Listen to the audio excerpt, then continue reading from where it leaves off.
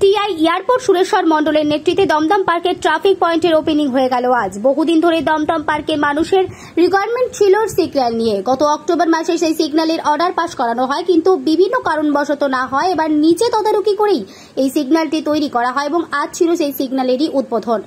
এদিন সেখানে উপস্থিত ছিলেন সমানন্দ সরকার, টিআই এয়ারপোর্ট সুরেশ্বর মণ্ডল, ডিআই ডালনব সুরজিৎ চক্রবর্তী এবং লেক টাউনের ট্রাফিক অফিসাররা।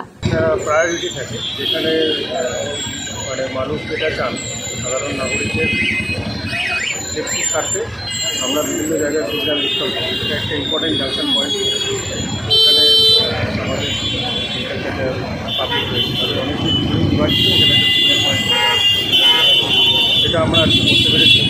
আর এখানে সিগন্যাল পয়েন্ট বলে যখন মানুষ রাস্তা পারাপার করবে তাতে কোনো রকম দুর্ঘটনা ঘটার সম্ভাবনা থাকে।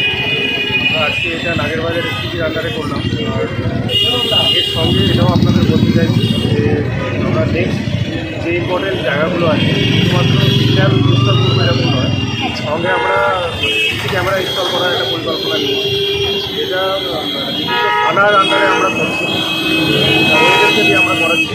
মানে পুরো ব্যারাকপুর ইনস্টল করার একটা আমরা যে যে ইম্পর্টেন্ট প্লেস আছে সেখানে আমরা সব জায়গায় সিসি ক্যামেরা দিয়ে দেওয়া হবে।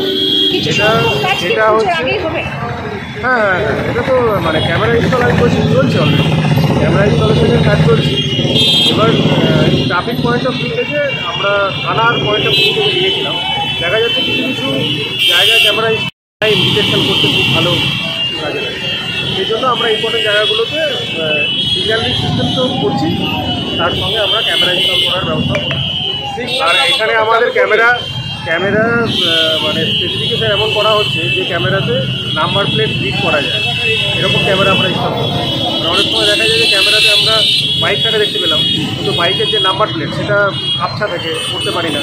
তো আমরা এবারে ম্যাক্সিমাম ওটাই করছি যে ক্যামেরা রিড করা যায়, এএনপিআর বা আরএনপি এই জাতীয় ক্যামেরা আমরা লাগাচ্ছি। Bureau report, news 24/7 TV. মুহূর্তের খবর হাতের মুঠোয়।